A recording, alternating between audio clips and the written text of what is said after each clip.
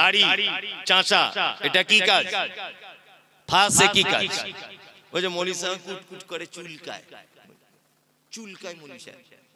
আবার অনেকজন বলছে আমার বউ কেমন করে, আমার বউ বলে দিয়েছে রাখতে মানা করে দিয়েছে। তোমার বউ কি একেবারে দিব্যা ভারতী? তোমার বউকে চেনে কজন? গোলাম হোসেন চেনে কজন? ওই যে দক্ষিণ আফ্রিকার না কোথাকার একটা ক্রিকেট প্লেয়ার আছে, এত বড় বড় দাড়ি, না কোথায় বাড়ি, কি নাম ওর? হাসি মামলা, এত বড় বড় দাড়ি, প্লেনে বসে আছে, ওর বউ বোরকা পরে ওর সাইডে বসে আছে, আর ও কোরআন মাজিদ তেলাওয়াত করতে করতে নাকি হাতে নিয়ে পড়তে পড়তে যাচ্ছে। ইন্টারন্যাশনালি ক্রিকেট খেলছে একজন দামি লোক, এত বড় বড় দাড়ি, তার বইয়ের লজ্জা লাগে না? আর এ বলছে অফিস আদালতে কাজ করিতে মৌলী সাহেব, ব্যস্তের কারণে ওই জন্য দাড়ি রাখতে পাচ্ছি না, একটু দোয়া করবেন আগামীতে রাখবো। তোমার দাড়ির জন্য আমার দোয়া করার দায় এসে যায়? তোমার দাড়ি বাড়ার জন্য আমি দোয়া করবো? বদমাইশির জায়গা পাও না।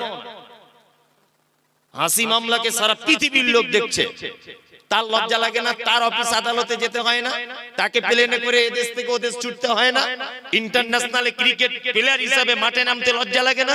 আর তোমাকে পুলিন্দার লোক চেনে, সারগাছির লোক চেনে, গোটা মুর্শিদাবাদের লোক তোমাকে চেনে, কেউ চেনে না। তোমার লজ্জা কিসের? লজ্জা লাগে? আশ্চর্য ব্যাপার। কারণ এটা একটা বড় পাপ, এটা বড় পাপ জানার পরেও ও যে চাচ্ছে বারবার, এই কারণে ফাসেক। তবে একটা কথা বলে দিচ্ছি, ফাসেক আপনি যদি এই কাজের কারণে হন, তাহলে আপনাকে তওবা করে ফেরত আসতে হবে। এখন রাস্তা আছে যে আপনি ফাসেক আছেন, কি বলছি মাথায় থাকবে এটা, তওবা করে ফেরত আসুন। আর একটা কথা বলছি, আপনি পুলিন্দা মাদ্রাসায় 1 লাখ টাকা দান করেছেন, এসব বাস্তব কথাগুলো কেউ তুলে ধরে না। পুলিন্দাতে 1 লাখ টাকা আপনি দান করেছেন মাদ্রাসাতে, এখন এই মাদ্রাসায় দান করেছেন, প্রত্যেক বছরে করেন, আপনি মারা গেলেন। আচ্ছা বলুন তো, আপনি যে মারা গেলেন, আপনার কাফন জড়ানো আছে, সবাই আপনার মুখটা দেখতে আসছে, দেখতে আসে না? কাফন থেকে মুখটা বার করে দেখে। আচ্ছা বলুন তো, আপনার মুখটা দেখে বুঝতে পারবে যে এই লোকটা বড় দানি ছিল? দেখা যাবে?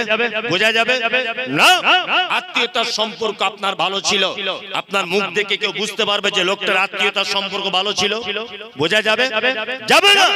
পৃথিবীতে একটা মাত্র চরম পর্যায়ে সুন্নাত আছে, সেটা হচ্ছে এই, যদিও দাড়ি রাখার ব্যাপারে কেউ কেউ বলেছে দাড়ি রাখা ওয়াজিব, বাধ্যতামূলক, ফরজের সমতুল্য। কি বলছে বুঝতে পারছেন? আচ্ছা বলুন, পৃথিবীতে একটা মাত্র আমল আছে, যে আমলটা মানুষের কবর পর্যন্ত প্রমাণ করে যায়, তার নাম দাড়ি। মানুষ মারা গেলে দাড়ি চেঁচে কবরে ঢোকায় না, এই অবস্থায় দেয়, এই অবস্থায় দেয়। অন্তত পক্ষে ফেরেশতারা দেখে বলবে আমাদেরই দলের লোক ছিল, অন্তত একটু আরাম হতে পারে হিসাবটা, বুঝলেন না? আর একেবারে শ্যাম্পু করা লোক যদি ঢুকে যায়, ফেরেশতারা যদি বুঝতে পেরে যায় এই ঢুকেছে রে, এবারে হিসাব কড়াকড়ি করে মার, বলবে কি বলবে না? বলবে, এটা বাস্তবতা।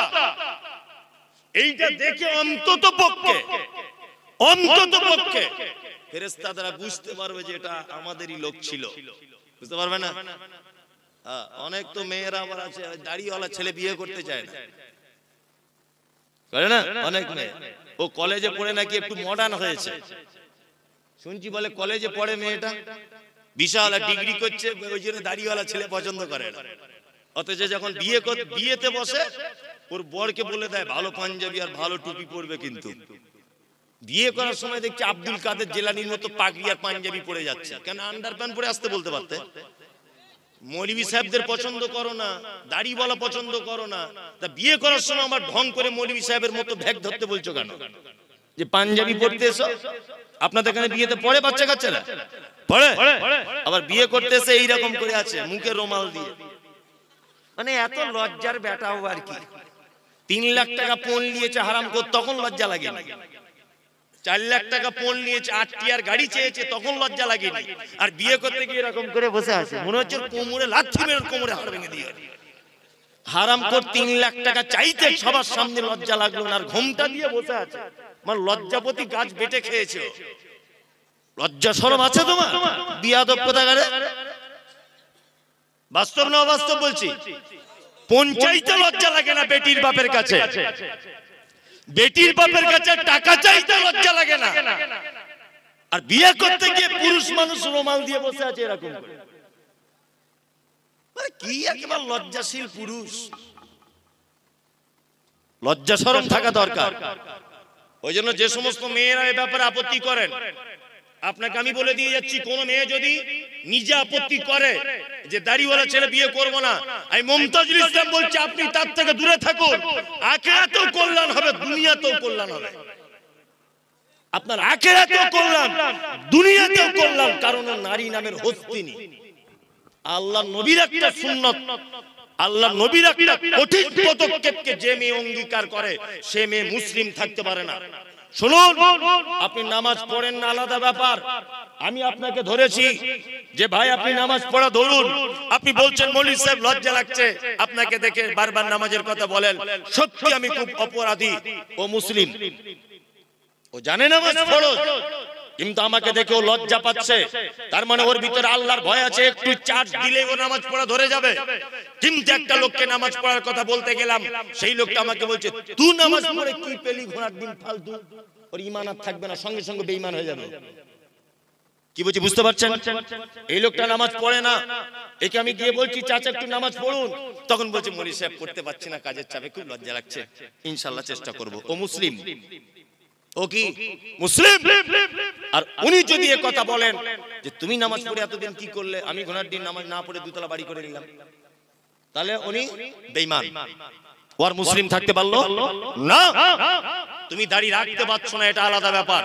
মেয়ে, তোমার বাপ দাড়ি রাখতে পারেনি, এটা তোমার বাপের দুর্বলতা। তোমার ভাই দাড়ি রাখতে পারেনি, এটা তোমার ভাইয়ের দুর্বলতা। কিন্তু তোমাকে যে ছেলে বিয়ের কথা বলতে এসেছে, তোমাকে যে ছেলে বিয়ের কথা বলতে এসেছে, তার যদি দাড়ি থাকে, সে তো মুহাম্মদ সাল্লাল্লাহু আলাইহি ওয়াসাল্লামের পদ্ধতিতে দাড়ি রেখেছে। তুমি যে তাকে ঠাট্টা করলে, বিদ্রুপ করলে, বিবাহের জন্য অপ্রয়োজন মনে করলে, আমি তো মনে করি ওই দাড়ি থাকা ছেলেটাকে যদি অপমান করে বাড়ি পাঠায় বা দাড়ি আছে বলে যদি বিয়ে না বসতে চায়, তাহলে ওই মেয়েটাও ঠিক তেমন বেঈমান হয়ে যাবে। কারণ ও একটা চরম হাদিসকে অপমান করার কারণে। তো বুঝে শুনে কথা বলবে, হিসাব করে। তবে আলহামদুলিল্লাহ সব মেয়েরা নয়, আমার মাদ্রাসাতে 200 থেকে 250 মেয়ে আছে। আমি এই পর্যন্ত মনে হয় জীবনে কত মেয়েকে যে বিয়ে দিয়েছি তা আল্লাহ ছাড়া কেউ জানে না। কি বলছি বুঝতে পারছেন? অজস্র মেয়েকে বিয়ে দিয়েছি। এই কিছুদিন আগে মেদিনীপুরের একটা মেয়ে আছে আমার মাদ্রাসাতে, এই যে আমার পিছনে বসে আছে শামীম, আপনাদের মাওলানার এখানকার ছেলে আর কি। ও তো যায়, ওরা সব সময়তেই যায়, আমার বাড়িও গিয়েছিল সেদিনও। তা এরা সব দেখে এসেছে আমার মাদ্রাসা। আর একটা মেয়েদের মাদ্রাসা আছে, 200-250 মেয়ে পড়ে আলহামদুলিল্লাহ। আবার মোটামুটি এই তো শামীম গিয়েছিল ভিত্তি স্থাপনের দিনে, 3 বিঘা জমির উপরে ছেলেদের মাদ্রাসা তৈরি হচ্ছে ইনশাআল্লাহ। দোয়া করবেন। হিফজ খানা আল্লাহ যদি কবুল করে নেয়, কেউ আর আটকাতে পারবে না। দ্রুত গতিতে কাজ চলছে ইনশাআল্লাহ। শেষ কাজ করতে আমার একটা টার্গেট 1 কোটি টাকার আমরা বাজেট রেখেছি। যদি বলছেন টাকা আপনার বহুত টাকা, তো তাহলে আমার 1 পয়সাও নেই। যা টাকা পয়সা পাচ্ছি সব লাগিয়ে দিচ্ছে, বাকিটা আল্লাহ ম্যানেজ করে দিচ্ছে বিভিন্ন মানুষের মাধ্যমে। যাই হোক, যে কথা বলছিলাম সেটা হচ্ছে এই যে আমার একটা মাথাতে একটা জিনিস কাজ করে। বেদাতিরা একটা কথা বারবার বলে যে আহলে হাদিসরা কোরআন পড়তে পারে না। বারবার একটা কথা প্রশ্ন কিন্তু তারা তোলে না। ওই জন্য আমি সারা পশ্চিম বাংলাতে নিয়ত করেছি একটা হিফজ খানা, শুধুমাত্র হাফেজ হবে, শুধুমাত্র হাফেজ আর কারি, শুধু কোরআনটাকে শুদ্ধ করে পড়ানোর জন্য 2 বছরের কোর্স দিয়ে কমপ্লিট করবে ইনশাআল্লাহ। এরকম মনোবৃত্তি আছে। রমজানের পর থেকে যে কটা রুম রেডি হবে সেই কটা রুম দিয়ে চালু করে দেবে ইনশাআল্লাহ। নিয়ত করে নিয়েছো। আমার জীবনে এটা উদ্দেশ্য যে আমি এর মাধ্যমে মরে গেলেও যেন কবরে শুয়ে শুয়ে নেকি পাই, এতটুকু। এছাড়া কোনো আর আমার আশা নেই, কোনো আশা নেই। আপনাদের সারেগাছি আমার আজও মনে আছে যে আমাদের মহিলা মাদ্রাসার জন্য একজন মেয়ে, আমি তার নামটাম জানি না, হঠাৎ করে একদিন ফোন করে বলছে আমি 10,000 টাকা দিব, আপনি সারেগাছি মোড়ে দাঁড়ান, পুলিন্দা গ্রামে বাড়িতে জলসা করতে যাচ্ছি। 10,000 টাকা দিয়েছে। যে সোশ্যাল মিডিয়া দেখেছি আপনার মাদ্রাসায় টাকাটা দিবেন, 10,000 না 5,000। যে কথা বলছিলাম, মেদিনীপুরের একটা মেয়ে কিছুদিন আগে, তাকে একটা বিয়ের জন্য একটা ছেলে, আমি বলছি তোমার মা বলছে বিয়ের জন্য, তা তুমি বিয়ে শাদী করবে? তা মেয়েটা আমাকে একটা কথা বলছে, মৌলভী সাহেব পর্দার আড়াল থেকে বলছে আমি বিয়ে করতে পারি, তবে আমার কিছু শর্ত আছে। মেয়েটা দেখতে যেমন ভালো তা নয়। বলছি কি শর্ত? বলছি 1 নম্বর ছেলেটার দাড়ি থাকতে হবে, 2 নম্বর 5 ওয়াক্ত নামাজি হতে হবে, 3 নম্বরে হালাল পদ্ধতি ইনকাম করতে হবে, তাহলে আমি তাকে বিয়ে করব, তাছাড়া করব না। তার মানে বুঝতে পারলাম এখন ইমানদারিনী নারী আছে পৃথিবীতে, আছে না? আছে, আছে। আজ থেকে 1 সপ্তাহ আগের কথা, ইন সার্চ অফ ট্রু ইসলাম, ফেসবুকে একটা পেজ আছে, ইন সার্চ অফ ট্রু ইসলাম, মিলন বলে নাম, মুর্শিদাবাদে বাড়ি। ছেলেটাকে জিজ্ঞাসা করবেন তার প্রমাণ। আজ থেকে 2 মাস আগে একটা মেয়ে ইসলাম গ্রহণ করেছে, ইসলাম গ্রহণ। মেয়েটা আমাকে ফোন করেছে, করে বলছে যে হুজুর, আমি আপনাদের বক্তব্য শুনে অনুপ্রাণিত হয়ে ইসলাম গ্রহণ করলাম, গোপনে, বাড়িতে কেউ জানে না। মেয়েটা বিয়ে পড়াশোনা করছে কলেজে, খুব সুন্দরী, চরম সুন্দরী মেয়েটা দেখতে। তা আমাকে বলছে হুজুর, আমি বিয়ে শাদী করব, লুকিয়ে আমাকে একটু বিয়ের ব্যবস্থা করে দেন, আমার বাড়ি থেকে জানতে পারলে আমাকে জবাই করে দিবে, আমাকে জবাই করে দিবে। সেই মেয়েটাকে আজ থেকে 5 দিন আগে আপনাদের বহরমপুরে একটা ছেলের সঙ্গে বিয়ে দিলাম। তা মেয়েটাকে বলছি কেমন ছেলে পছন্দ? তা মেয়েটা বলছে দাড়িওয়ালা ছেলে হতে হবে, 5 ওয়াক্ত নামাজ পড়তে হবে, হালাল ইনকাম করতে হবে, গরিব হলেও চলবে, ঘর বাড়ি থাক আর না থাক। মানে মেয়েটা এত সুন্দরী, যদি বলছেন আপনি দেখলেন কি করে, সত্যি বলতে ও আমাকে দেখার জন্য একটা ছবি পাঠিয়েছিল যে আমি এই মেয়েটা। সেটা দেখে আমি একটা অনুভব করলাম, দেখুন একজন হিন্দু নারী 2 মাস ইসলাম গ্রহণ করেছে, তার মনের ভিতরে ইসলামের কত ভালোবাসা জন্ম হয়েছে বলে নারী এই কথা বলতে পারছে দাড়িওয়ালা ছেলে ছাড়া বিবাহ করব না। আপনাকে ফোন নাম্বার দিতে পারি, তার বরের কথা বলবেন যে ঘটনা সত্য না মিথ্যা। বাড়ি থেকে বার হয়ে চলে এসেছে, হিন্দু মেয়ে মুসলিম হয়েছে, ইসলাম গ্রহণ করেছে, তার সমস্ত কোর্টের ডকুমেন্টস রয়েছে, মুসলিম একটা ইমানদার ছেলে তাকে স্ত্রী হিসাবে গ্রহণ করেছে। ভালো নারী নেই এ কথা বলবো না, তবে যত খারাপই আমাদের যারাই কলেজে পড়ছে আর যারা বড় ডিগ্রি করতে যাচ্ছে, ফ্যাশন হয়েছে, এরা বলছে আমাদের আর পছন্দ হচ্ছে না, আমাদের আর পছন্দ হচ্ছে না। কি বলছি বুঝতে পারছেন? দূরে থাকবেন। আল্লাহ তুমি আমাদের ফাসিকি থেকে বাঁচার তৌফিক দান করো, আমিন বলুন, আমিন। চলুন আর একটা ব্যাখ্যা করে দিই, তারপরে আর একটা করব, সেটা হচ্ছে মুশরিক। নাম জানেন মুশরিক? মুশরিক, মুশরিক কে? শিরিক করে, উনি ভালোই বলতে পারছেন, শিরিক করে মুশরিক। এবার আপনাকে একটা কথা বলে দিচ্ছি, শুনে রাখেন, এই কথা বললে তো আরো আপনি আশ্চর্য হবেন। হিন্দু, মুসলিম, জৈন, খ্রিস্টান, হাঁড়ি, চুয়ার, চামার, বাগদি, ছুতোর, মেথর, পৃথিবীতে যত জাতির মানুষ বসবাস করে, যত ধর্মের মানুষ বসবাস করে, কোন ধর্মের ভিতরে মুশরিক বর্তমানে খুঁজে পাওয়া খুব মুশকিল। হিন্দু, এদের ভিতরে মুশরিক নেই। খ্রিস্টান, এদের ভিতরে মুশরিক নেই। ইহুদি, এদের ভিতরে মুশরিক নেই। হিন্দু বর্তমানে যারা, তাদের ব্যাপারে কোরআন মাজিদে শব্দ এসেছে সাবেঈ। সাবেঈ হচ্ছে তারা। কারা? সাবেঈ হচ্ছে তারা যারা এক আল্লাহকে আল্লাহ বলে মানে, তারপরেও বিভিন্ন দেব দেবীর আলাদা আলাদা ক্ষমতা আছে এটা মানে, এরা হচ্ছে সাবেঈ। একটা হিন্দু ভাইকে জিজ্ঞাসা করবেন এত বৃষ্টি হচ্ছে কে দিচ্ছে, ও এক চান্সে বলবে বৃষ্টি দিচ্ছে উপরওয়ালা, বলবে না? তার মানে ও জানে উপরে একজন আছে। তারপরেও দেখবেন ও লোহা লাক্কড়ের ব্যবসা করে, কি পূজা করে? বিশ্বকর্মা। তার মানে ওর এটা ধারণা যে লোহা লাক্কড়ের ডিপার্টমেন্টটা বিশ্বকর্মার হাতে আছে। আরে কলেজের স্টুডেন্ট, স্কুলের স্টুডেন্টরা কি পুজো করে? সরস্বতী। সরস্বতীকে বলা হয় বিদ্যার দেবী। তার মানে বাপ মা তার চাপ মা মেয়েকে বলে দেয় এটা তুমি সরস্বতীর পূজা করবে, কারণ এটা হচ্ছে বিদ্যার দেবী, তুমি ভবিষ্যতে মাইকের মধুসূদন দত্ত হতে পারবে, কারণ এর ডিপার্টমেন্টটা এর হাতে আছে। এ হচ্ছে কি? সাবেঈ। মুশরিককে মুহাম্মদ সাল্লাল্লাহু আলাইহি ওয়াসাল্লামকে বলা হচ্ছে আপনি জিজ্ঞাসা করুন তাদেরকে রাত এবং দিনের বিবর্তনের মালিককে। এক চান্সে তারা বলবে আল্লাহ। সুস্থতা অসুস্থতার মালিককে আল্লাহ। বেঈমান মুশরিক আবু জেহেল কথা বলবে। আল্লাহ নবী সাল্লাল্লাহু আলাইহি ওয়াসাল্লাম যখন বলছেন কি ব্যাপার, রাত দিনের মালিক আল্লাহ, এই কথা আপনি বললেন, সুস্থতা অসুস্থতার মালিক আল্লাহ, এই কথা আপনি বলছেন, তাহলে কেন আপনি আল্লাহকে ডাইরেক্ট ডাকতে পাচ্ছেন না? আবু জেহেল তখন বলছে মুহাম্মদ শোনো, বেশি ফটর ফটর করিও না, সব কিছুর মালিক আল্লাহ এটা আমি জানি, কিন্তু তোমার আল্লাহকে ডাইরেক্ট পাওয়া যাবে না। আল্লাহকে পেতে গেলে 360টা দেব দেবীর মাধ্যমে পেতে হবে। তার মানে বোঝা যায় যারা আল্লাহকে ডাইরেক্ট পাওয়া যাবে না এই ধারণা রাখে, আর 360টা দেব দেবীর মাধ্যমে আল্লাহকে পেতে হবে এই ধারণা যারা রাখে, এরা কি মুশরিক। মুশরিক হিন্দুর ভিতরে নেই, খ্রিস্টানের ভিতরে মুশরিক নেই, কোন জাতির ভিতরে মুশরিক নেই।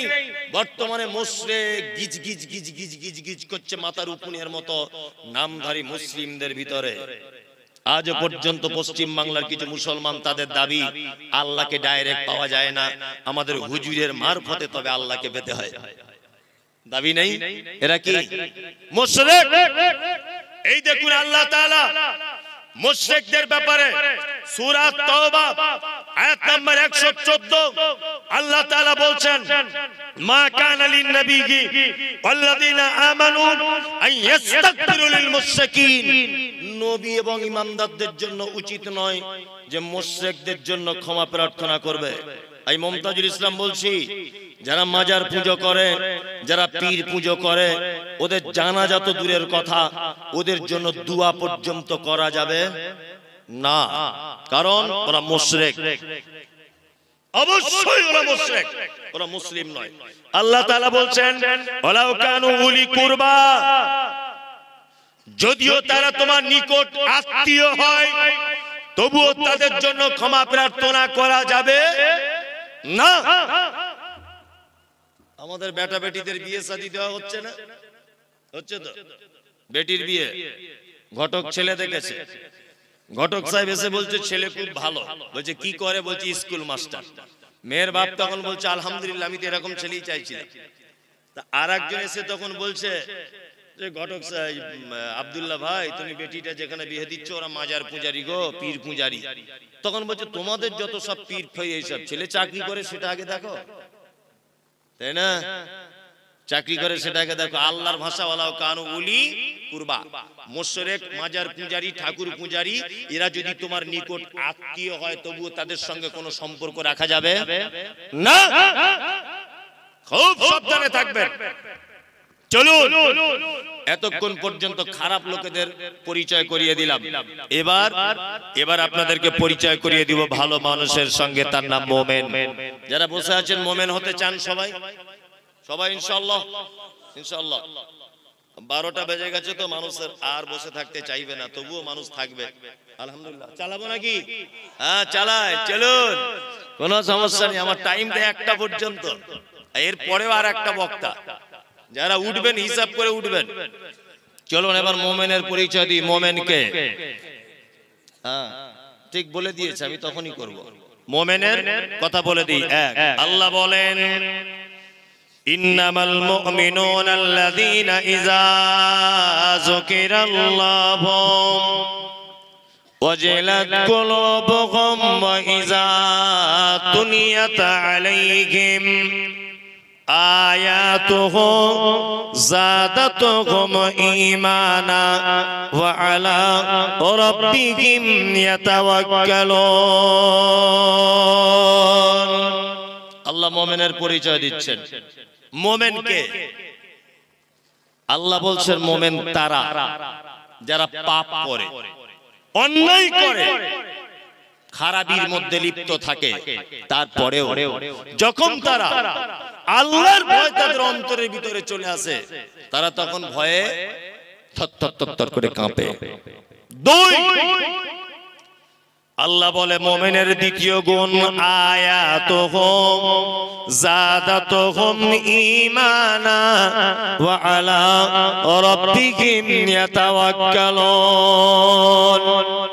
দ্বিতীয় নম্বরের মুমিন হলো তারা, আল্লাহ বলে যাদের সামনে কোরআনের আয়াত তেলাওয়াত করা হলো তাদের ঈমান, কোরআনের আয়াত শুনলে যেন ঈমান বেড়ে যাবে। আয়াত শুনলে ঈমান কি হবে? বেড়ে যাবে। এটা মুমিনের ক নম্বর গুণ? দ্বিতীয় গুণ। এখানে একটা মজাদার কথা বলে রাখছি, আপনার চোখে পানি চলে আসবে শুনলে। আচ্ছা, এখানে হাজী সাহেব কেউ আছেন? কে হাজী সাহেব? কেউ নেই। তাহলে এমনি সৌদি আরবে গেছেন, মক্কা টক্কায় ঘুরতে, এরকম কোন লোক আছে অনেকজন, হয়তো আলহামদুলিল্লাহ অনেকজন আছেন, আলহামদুলিল্লাহ অনেকজন আছেন মক্কায় ঘুরতে গেছে।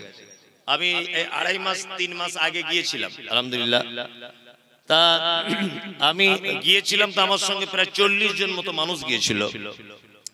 উত্তর দিনাজপুরের একজন চাচা গিয়েছিলেন, নিরক্ষর লোক, লেখাপড়া টেখাপড়া জানে না, কিছু বাংলাও জানে না, আরবি উর্দু হিন্দি কিচ্ছু বুঝে না, চাষি লোক। আমি যখন কাবাতে যখন তওয়াফ করছিলাম, চাচা আমার জামার কলারটা এইভাবে টেনে ধরে রাখছিল। তাই বারবার বলছি, চাচা তুমি আমার জামার কলার কেন ধরছো? হ্যাঁ বলছি, এত লোক যদি হারিয়ে যায়, আমার 3 বিঘা জমি ধান চাষ করা আছে, কি হবে তাহলে? শুধু এই টেনশন। আমি বলছি তুমি মরিবে কি বাঁচবে এটা দেখো, 3 বিঘা জমি ধান লাগানো আছে, ওই টেনশন ওর মক্কাতে ঘুম হয় না। কি বললাম বুঝলেন? আল্লাহ তাহলে তুমি ধান যখন লাগানো আছে তুমি এলে কি করতে? যাই হোক, ভীতু লোক। তা কাবার প্রথম ইমাম আব্দুর রহমান আস-সুদাইস বেশিরভাগ মাগরিবে আর এশাতে বা এশাতে ফজরে তিনি নামাজ পড়াতেন। আল্লাহু আকবার। উনি যখন কোরআন তেলাওয়াত করতেন, Ethiopia, Tanzania, German, Japan, France, Kuwait, পৃথিবীর যে ভাষাভাষী মানুষ হোক না কেন, চোখ দিয়ে পানি পড়তে লাগতো। আব্দুর রহমান আস-সুদাইস জাহান্নামের আয়াতগুলো যখন আসতো, তখন বাচ্চা ছেলের মতো 20 second 25 second how how how how করে কাঁদতেন। জাহান্নামের আয়াতগুলো যখন আসতো, ফজরের নামাজ পড়ছি, রাত 10টার সময় তওয়াফ শুরু করতাম। দিনের বেলা ভিড় হতো বলে আমরা যেতে পারতাম না। রাত 10টা থেকে ফজর পর্যন্ত তওয়াফ করতাম কাবাতে, আল্লাহ করিয়েছে। যাই হোক, তা তওয়াফ করতে করতে ফজরের যখন আজান হয়, ওই সঙ্গে সঙ্গে সব লোক ঘুরে কাতারে দাঁড়িয়ে যায়। ঠিক বলছি তো? কাতারে দাঁড়িয়ে যায়। আমি দাঁড়িয়ে আছি, আমার পাশে ওই যে উত্তর দিনাজপুরের চাচা দাঁড়িয়ে আছে। নামাজ শুরু হয়েছে, আল্লাহু আকবার। সবাই হাত বেঁধে দাঁড়িয়ে গেল। কাবার প্রথম ইমাম আব্দুর রহমান আস-সুদাইস তিনি জাহান্নামের আয়াত তেলাওয়াত করছেন। আর আয়াত তেলাওয়াত করতে করতে তিনি যেন বাচ্চা ছেলের মতো করে কাঁদছেন। আমি কোরআনের একটু অল্প কিছু বুঝি, আমার চোখ দিয়েও পানি চলে এলো। আমিও বাচ্চা ছেলের মতো ডুকরে ডুকরে কাঁদতে লাগলাম। আমার পাশে চাচা কোরআন বোঝে না, বাংলা ভালো করে পড়তে জানে না, অশিক্ষিত লোক। চাচাও দেখছি ডুকরিয়ে ডুকরিয়ে কাঁদতে শুরু করে দিল। নামাজ শেষ হয়ে গেল।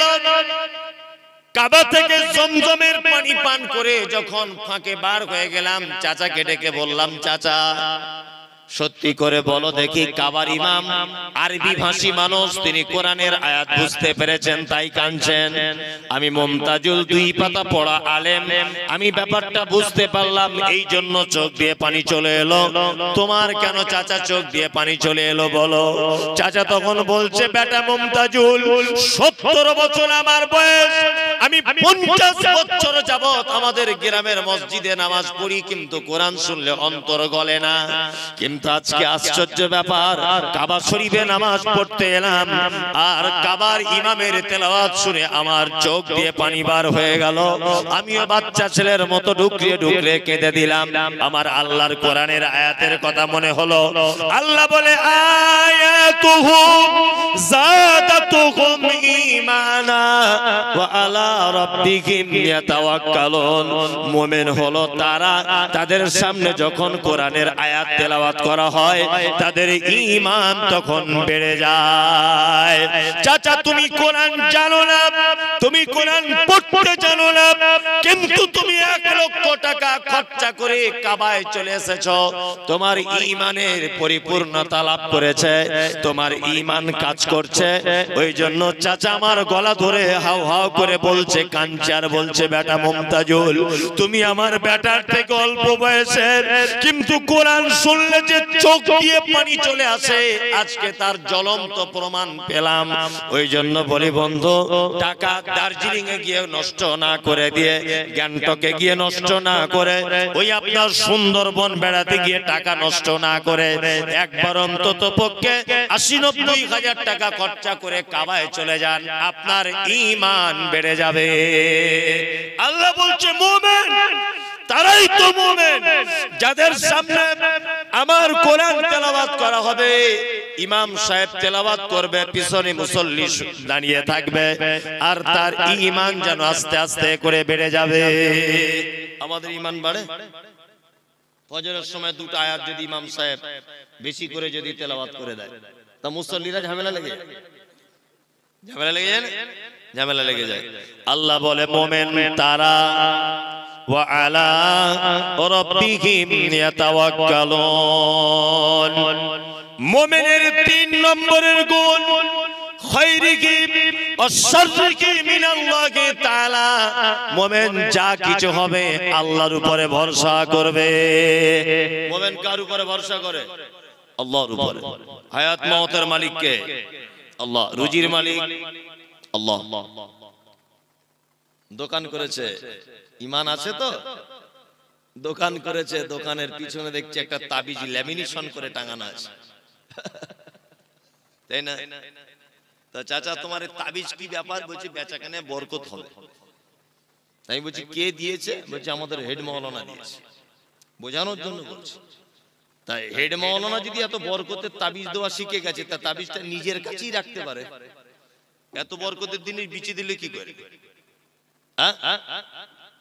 ঈমান আছে তো? 4টে আংটি পড়েছে যুবক ছেলে, 4 রকমের কোয়ালিটির পাথর। এটা কি? বলছে বউ কথা শোনে না। এটা কিসের আংটি? বলছে ঘন ঘন পেচ্ছাপ হয়। এটা কিসের? বলছে বাপের বাড়ি বউ গেলে আসতে চায় না। আর এটা বলছে রাতে চমকে উঠি তাই। হযরত ওমরের নাম শুনেছেন? ওমর দামি মানুষ না? দামি মানুষ। পৃথিবীতে অনেক জিনিস আছে যেগুলো ডাইরেক্ট জান্নাত থেকে এসেছে, তার ভিতরে একটা হাজির আসওয়াদ, তাই না? যখন পৃথিবীতে আছে, এটা মুসলিম শরীফের হাদিস, তখন সাদা দুধের মতো ছিল পাথরটা। আল্লাহ নবী সাল্লাল্লাহু আলাইহি ওয়াসাল্লাম বলছেন আদম সন্তান তার পাপের বোঝা নিয়ে তাকে চুম্বন করতে করতে একদম কালো করে দিয়েছে। আমি নিজে আলহামদুলিল্লাহ 2 বার চুম্বন করে এসেছি, আল্লাহ করিয়েছে। খুব রিস্ক চুম্বন করা, ওখানে মারাও যেতে পারে কোনো মানুষ, এত রিস্ক। মানে আপনি হাড়ির মুখের মতো, তখন যখন মুখ ঢোকাবেন পিছন দিক দিয়ে 1,500 মানুষ আপনাকে চাপছে। এই 1,500 মানুষ বা 500 মানুষ 1,000 মানুষকে সামলে তবে চুমুটা খেতে হবে। ওই জন্য আমি বলি আমাদের বাঙালিদের একটা বদ অভ্যাস, বুড়ো না হলে হজে যায় না। হজে বুড়ো বয়সে গেলে 10 পয়সা দাম না, এমনি টাকা খরচাই হবে, ও কিছুই করতে পারবে না। ও না তওয়াব করতে পারবে, চুমু খাওয়া তো দূরের কথা, না পাথর মারতে পারবে, ফ্যাল ফ্যাল করে তাকিয়ে থাকতে হবে। 5 লাখ টাকা জলে চলে গেল। যেতেই যদি হয় 35, 37, 38 বছরে যান, যেন দুজনকে যেন রুখে দেওয়া যায়। দক্ষিণ আফ্রিকার মেয়ে ছেলেগুলো তাদের যা বডি আর যা ধাক্কা মারছে, তারা আমার মতো 4টে পুরুষকে ফুটবলের মতো ছুঁড়ে ফেলে দিবে, এত ক্ষমতা তাদের গায়ে। আর এই লম্বা লম্বা মেয়েগুলো সব সুদানিরা, কালো কুচকুচ কুচকুচ করছে সুদানিরা, এই লম্বা লম্বা। তাদের চেহারা কি আমাদের বাঙালি 2-4 জন পুরুষ মানুষকে মেরে ফেলবে ঘুষি মেরে, এত ক্ষমতা তাদের গায়ে। আর এ বুড়ো বয়সে লাঠি নিয়ে হজ করতে যাচ্ছে, তুমি চান্স পাবে? এক গুঁতো মেরে তোমাকে ফেলে দিবে 4 হাত দূরে। ওইজন্য হজে যদি যেতে চান একটু ইয়ং বয়সে যাবেন। কি বললাম বুঝলেন? হাজির আসওয়াদ হযরত ওমর ফারুক রাদিয়াল্লাহু তাআলা আনহু মক্কায় চারিদিকে তাওয়াফ করছেন। হাজির আসওয়াদ যেখানে আছে ওই জায়গাটা হাজির আসওয়াদের দিকে আঙ্গুল বাড়িয়ে দিয়ে বলছেন, হাজির আসওয়াদ তুমি একটা পাথর, তুমি মানুষের কোনো উপকার করতে পারো না। আমি কোশ্চেন কালেও তোমাকে চুম্বন করতাম না, শুধু তোমাকে চুম্বন করব বা করছি এই কারণে মুহাম্মদ সাল্লাল্লাহু আলাইহি ওয়াসাল্লাম চুম্বন করেছিলেন তাই। হাজরে আসওয়াদ জান্নাতের পাথর, মানুষের কোনো উপকার ক্ষতি করতে পারে না। আর এ 4 রকমের আংটি পরে আছে, আংটি পরে বলছে 4 রকমের কাজ হবে। কি বললাম বুঝতে পারছেন? 4 রকম। কলকাতা একটা অ্যাড্রেস দিচ্ছি, ওখানে চলে যাবেন। নাখোদা মসজিদ নাম শুনেছেন? চিতপুরে নাখোদা মসজিদের মেন গেটে ঢোকার সময় দেখবেন ওই পাথর বিক্রি হয়, বস্তাতে রাখা আছে, আর কুকুরে পেচ্ছাপ করছে। 40 টাকা 50 টাকা কেজি। 40-50 টাকা কেজি দরে পাথর কিনে আনছে, এনে বহরমপুরে ওই বাটিতে বাটিতে সাজিয়ে আম গাছের শিকড়, কলা গাছের শিকড়, জাম গাছের শিকড় পাশাপাশি রেখে ভাঙা মাইক নিয়ে বিক্রি করছে আর বলছে এ আফ্রিকা কঙ্গো জঙ্গল সে লেকে আয়ে হ্যায় জড়ি বুড়ি। তোমার বইয়ের ছেলে হয় না, পাথর নিয়ে যাও ছেলে হবে। এমবিবিএস ডাক্তার ওর বইয়ের ছেলে করতে পারলো না, আর কুকুরে পেচ্ছাপ করে পাথর ওর বইয়ের ছেলে করে দিবে। তাহলে 2024 সালে এত বোকা লোক বাস করে, আর পাথর পড়ে আছে কে না স্কুলে হেডমাস্টার। মনে মনে ভাবি যে আল্লাহ গরুর পেটে কেন সব গোবর দিলে, হেডমাস্টারের মাথাতেও কিছু দিতে পারতে হালকা। ওর মাথায় মগজ আছে? বিচারপতি বিচার করে কোর্ট থেকে বার হয়ে জড়িবুটি কিনে চোর বইয়ের ছেলে হবে বলে। কত বড় গাধাও। ওর কপালে কিছু জোটেনি বলে ভাঙা মাইকের ফোন নিয়ে বসে আছে, ফুটপাতে তাবিজ কবজ বিক্রি করছে, চালাকি চিটিংবাজ। কি বললাম বুঝলেন? কাজী নজরুলের ভাষা কি? কাজী নজরুল বলেছেন, ওরে পীর ফকিরের কথা যদি সত্য হতো তারা কেন ভিক ভেঙে ফুটপাতে খেত? তাদের কথা যদি সব হবে, হাত দেখে যদি সব বলে দিবে, তা ফুটপাতে তারা কেন বসে আছে? আছে না? আল্লাহ। এলেম বাজার মাদ্রাসায় তখন পড়ি, এলেম বাজার নাম শুনেছেন বীরভূমের? তখন এলেম বাজার মাদ্রাসায় পড়ি আমি, মাদ্রাসা পড়াশোনা করছি। তা বাড়ি আসছি, একা একা বাড়ি আসা নতুন শিখেছি। তা বোলপুর থেকে ট্রেন ধরে আমি আসছি শিয়ালদা। তা শিয়ালদা স্টেশনে নেভি প্ল্যাটফর্ম থেকে বার হয়েছি, দেখছি একটা লোক খাঁচার ভিতরে টিয়া পাখি নিয়ে বসে আছে। আমার ছোটবেলা থেকে জানকারির ব্যাপারে খুব ইচ্ছা, গিয়ে বলছি চাচা তোমার টিয়া পাখিতে কি আছে? হে বলছি টিয়া পাখি হাত দেখে বলে দিবে তুমি কার সাথে কি করছো না করছো, সব মনের কথা। বলছি তাহলে হলে হতেও পারে। ক টাকা নিবে? বলছে 3 টাকা। আজ থেকে 20-25 বছর আগে বলছি, তখনকার 3 টাকা মানে সাংঘাতিক ব্যাপার। তা আমি তখন সেরেক বেদাত এটা বুঝতাম না, মাদ্রাসার ছাত্র, তখন তো খুব বদমায়েশ। আমি তাহলে একবার আমারটা হাত দেখে বলে দাও তো কি করছে একবার। তখন তো ফোন টোন ছিল না, তখন এত বড় চিটিং বাজ হাতটা দেখে বলছে তো সাংঘাতিক ব্যাপার। আমি কি ব্যাপার? বলছে তুমি যাকে ভালোবাসো সে তো প্রায় চলে আসার টাইম হয়ে গেছে। আমি বলছি শালা ওইটাই তো আমি চাইছি, যাকে ভালোবাসি সে আমার বাড়ি আসুক, আর মাদ্রাসায় পড়বো না, বেশ মজা করে থাকবো দুজনে মিলে, মনে মনে ভাবছি আর কি। তাই বলছি তাহলে বাবা কি করা যাবে? কি করা যাবে? বলছে এমন একটা তাবিজ দিয়ে দেবো 10 টাকা দাম, এমন করে দিব না এক জানলা ভেঙে চলে আসবে তোমার বাড়ি, কেউ আটকে রাখতে পারবে না। মনে মনে ভাবছি তো ওইটাই তো আমার দরকার, ওকে পেয়ে গেলি তো আমার পড়াশোনা সব শেষ, সংসারে লেগে যাবো। তখন অত বুঝি না তো ভালো মন্দ। 10 টাকা দিয়ে সত্যি কথা বলতে মাল নিয়ে নিয়েছি। মাল নিয়েছি, এবারে আগে সে সুইচ ওয়ালা ফোন ছিল, তখন তো ফোন টোন ছিল না, সে টাটার এরকম বাক্স ফোন ছিল আগেকার দিনে, তাই না? এখন ওই ফোন থেকে মাঝে সাঝে ওকে ফোন টোন করা হতো আর কি। আগে তবু রিং হচ্ছিল, এখন মোটি রিংও হয় না, সুইচ অফ। মাথা খুব খারাপ যে আগে তবু তাবিজের আগে তবু ফোন টোন হচ্ছিল না, আলাদা ব্যাপার। এখন তো ফোনের রিংও পাচ্ছে না। তাই মনে মনে খুব মনটা খারাপ যে আসছে না, শুধু অপেক্ষা, বাড়িতে ভাত টাত খাচ্ছি না, আমার মা বলছে ভাত খেলে না, খাবো না। আমি তো অপেক্ষা করছি কখন আসবি আর কি, আসছে না। মাদ্রাসায় ফের যখন ফিরে যাচ্ছি আর কি, যে ওকে ধরবো, আর মাদ্রাসায় পড়া ছেলে হতে জানে না, কঠিন খাতারনাক। আরো যারা মাদ্রাসায় অর্ধেক করে ছেড়ে দিয়েছে, এরা এই রাস্তা দিয়ে চললে ইবলিশ শয়তান 13 কিলোমিটার দূর দিয়ে যায়। যে হাফ মাদ্রাসায় পড়ে ছেড়ে দিয়েছে, ও যদি এই রাস্তা দিয়ে হাঁটে পুলিন্দার, তো ইবলিশ শয়তান 13-14 কিলোমিটার দূরে চলে যাবে, যে ওরে বাবা সাংঘাতিক, আমার থেকে বড় আসছে, ও ধারে পাশে যাওয়া যাবে না। আর মাদ্রাসার ছেলেরা বদমাশ হওয়ার কারণ আছে, সব খারাপ মালগুলোতে এক জায়গায় থাকে, আর ভালো মাল সব আলামিন মিশনে পড়ছে, বুঝলেন না? বাড়িতে টিকতে পারছে না, কলা চুরি, এর পুকুরের মাছ চুরি সহ্য করতে পারছে না, চল মাদ্রাসায় পুলিন্দায় দিয়ে হেড মরিবি, তুই এখন বোঝ যা পারবি কর। ঘটনা তাই না? তাই আমি তো ভুক্তভোগী, আমি তো মাদ্রাসা চালাচ্ছি, আমি জানি। কি বলবো আপনাকে? তা যাই হোক, তা যাবার সময় তো লোকটাকে বলছি চাচা কাকা সে ওই দিন তাবিজ দিলে কই এলো না তো। চিটিং বাজদের কি হয় দেখুন। আবার বলছে দেখি হাতটা দেখি, তা হাতটা দেখে এরকম করে বলছে এ তো কঠিন ব্যাপার। কি ব্যাপার? ঘটনা কি? বলছে এই যে দাগটা বেঁকে গেছে না এইদিকে, আমি যা বেঁকে গেছে তো কি হলো? বলছে আগের দিন তো বেঁকা ছিল না, আজকে বেঁকে গেল কি করে? বলছে আমি যা এখানে দেখতে পাচ্ছি হাত দেখে, আগের দিনে তোমায় তাবিজ দিয়ে আমি ওকে বার করতে চাইলাম, ও ওর মা দেখতে পাচ্ছি কোথাও আবার 150 টাকার তাবিজ দিয়ে আটকে রাখার তাবিজ করেছে। এ শালা দুটো তাবিজে মারামারি লেগে গেছে, যার দাম বেশি তার কাজ বেশি। ওই জন্য তুমি যদি 250 টাকার তাবিজ কেন তাহলে এবার আসার চান্স আছে। তখন আমি ভাবছি পাক্কা চিটিং মাছ, মাদ্রাসায় পড়া ছেলে। আমি ওকে বলছি তাহলে আমার কাছে তো 250 টাকা নেই, তা যে 10-20 টাকা আমার আব্বা দিয়েছে মাদ্রাসায় যাওয়ার জন্য, এক কাজ করি লটারির টিকিট কাটি, 50,000 টাকা ফার্স্ট প্রাইজ কোন নাম্বারে পড়বে একটু দেখে বলে দেন, ওইটা কাটবো। বলছি ওইটা বলা যাবে না, ওই চিটিং মাছ। আমি কার সাথে লাইন মারছি তুমি বলে দিতে পারছো, আমার বউ আসবে কিনা তুমি বলে দিতে পারছো, কার বউ কার সঙ্গে আছে এটা বলে দিতে পারছো, কে কার সাথে প্রেম করে আঙুল দেখে বলে দিতে পারছো। আর চিটিং মাছ কোন নাম্বারে ফার্স্ট প্রাইজ এটা বলতে পারো না। তার মানে এই যে কাজী নজরুলের কথা ঠিক, পীর ফকিরের কথা যদি সত্য হতো, ফুটপাতে তারা কেন ভিক মেঙে খেত? লটারির টিকিট বিক্রি করছে আর বলছে এইটা পড়ে যাওয়ার চান্স আছে। তাই বলছি হারামখোর পড়ে যাওয়ার চান্স আছে, 1 কোটি টাকা ফার্স্ট প্রাইজ, তুই ওটা বাড়িতে রেখে দে, তুই কেন বিক্রি করছিস? তুই বাড়িতে রাখ।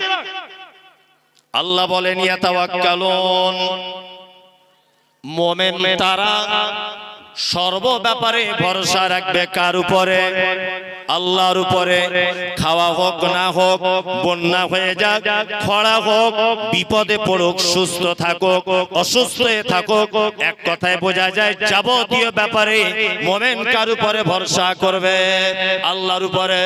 আল্লাহ তারপরে বলেন আল্লাযীনা ইউকিমুনাস সালাত, আর মুমিন তারা যারা সালাত আদায় করবে, নামাজ পড়বে। 5 ওয়াক্ত নামাজ পড়েন তো? পড়ছেন? কারা কারা পড়ছেন দেখি, তাহলে চোর ধরা পড়বে। কারা কারা পড়ছেন সবাই হাত তুলুন, তাহলে চোর সব ধরা পড়ে যাবে। নামাজ পড়ুন, নামাজ পড়ুন। কি বললাম বুঝলেন? নামাজটা পড়ুন। জি চলুন। আল্লাহ তারপরে বলেন আল্লাযীনা ইউকিমুনাস সালাতা ওয়া মিম্মা রাযাকনাহুম ইউনফিকুন। মুমিনের 5 নম্বরের গুণ, ওরাই হলো মুমিন যাদেরকে আমি আল্লাহ রুজি দিয়েছি, সেই রুজি থেকে তারা মাদ্রাসা, মসজিদ, মক্তব, অসহায় গরিব দুস্থ মানুষদের মাঝখানে দান করে দেয়। কি বললাম বুঝলেন? মুমিনের 5 নম্বরের গুণ কি? মুমিন দান করে। এখানে একটা কথা বলে দিই, এটা বাংলায় প্রবাদ আছে, ভ্যাক না করলে ভিক মেলে না। আছে না? আমার আদায়কারী বক্তব্য রেখেছে কমিটি, আমাকে আবার এখানে বসে বসে বলছে একটু বলুন, আর আমাকে মাদ্রাসায় পড়িয়ে দিয়ে এসেছে 1.5 ঘন্টা বক্তব্য, আর লাস্টে একটু দেখবেন। মাদ্রাসাটা এইভাবেই চলে। তাই আপনারা উঠে যাচ্ছেন কেন? আমি তো এখনো বক্তব্য রাখবো, কেউ পালাবেন না। আমি জানি আদায়ের কথা বললে মোটামুটি ওর অ্যালার্জি শুরু হয়ে যায় আর কি। তারপরেও বলছি অ্যালার্জি করিয়ে লাভ নেই। আমি চমৎকার একটা হাদিস এখন শোনাবো সহিহ বুখারী থেকে। যারা বসে আছেন এইদিকে ফিরুন। আচ্ছা, নবীকে কেউ চোখে দেখেছেন? কিয়ামতের দিনে যেন একটু নবীর সাথে দেখা হয়, এই আশা কার কার আছে? তুলুন।